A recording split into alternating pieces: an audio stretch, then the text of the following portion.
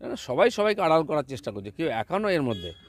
Councillor, এরকম councillor যে ডাকাতির কেসে আগে জেল খেটেছে, এরকম মহান মহান লোকেদের টিকিট দিয়ে কাউন্সিলর করা হয়েছে, তারাই বড় বড় কথা বলছে, তাদের সোর্স আছে, নাহলে ওই ডাকাত কী করে কাউন্সিলর হতে পারে? তার গায়ে কে হাত দেবে? শাহজাহান, আমরা বলেছিলাম না একটা দুটো নয়, পাড়ায় পাড়ায় শাহজাহান তৈরি করেছেন দিদিমণি, এখন তার ফল ভোগ করতে হচ্ছে সবাইকে। রাতে হুড়মুড়িয়ে ভাঙলো বেআইনি বাড়ি, 9 জনের মৃত্যু, 12 জন আহত। এই যে বিল্ডিং ভেঙে পড়ছে, এটা তো নতুন কিছু নয়। পুকুর বোঝানো, হাজার হাজার পুকুর জলাশয় বুঝিয়ে সেখানে বাড়ি হচ্ছে, এটা একটা ব্যাপার।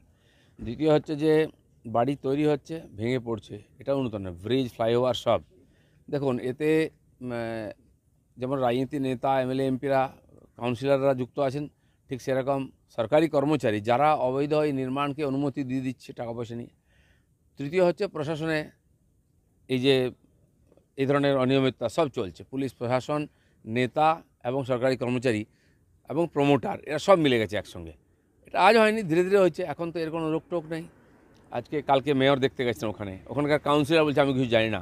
একটা 5তলা বিল্ডিং হচ্ছে একটা ওয়ার্ডেতে, কাউন্সিলর যদি জানে না সে কিসের কাউন্সিলর? দেখে না দেখার ভান করে হতে দেওয়া সব, কারণ তার পিছনে টাকা পয়সা আছে।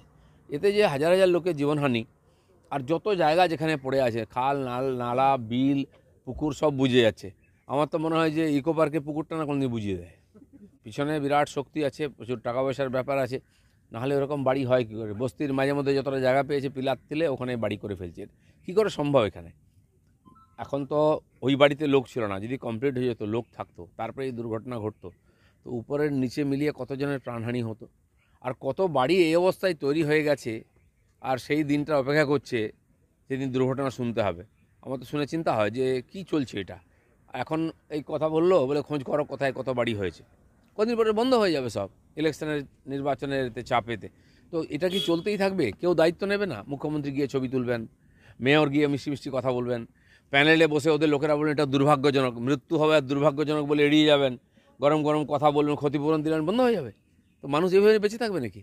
না, সবাই সবাইকে আড়াল করার চেষ্টা করছে, কেউ একা নয় এর মধ্যে।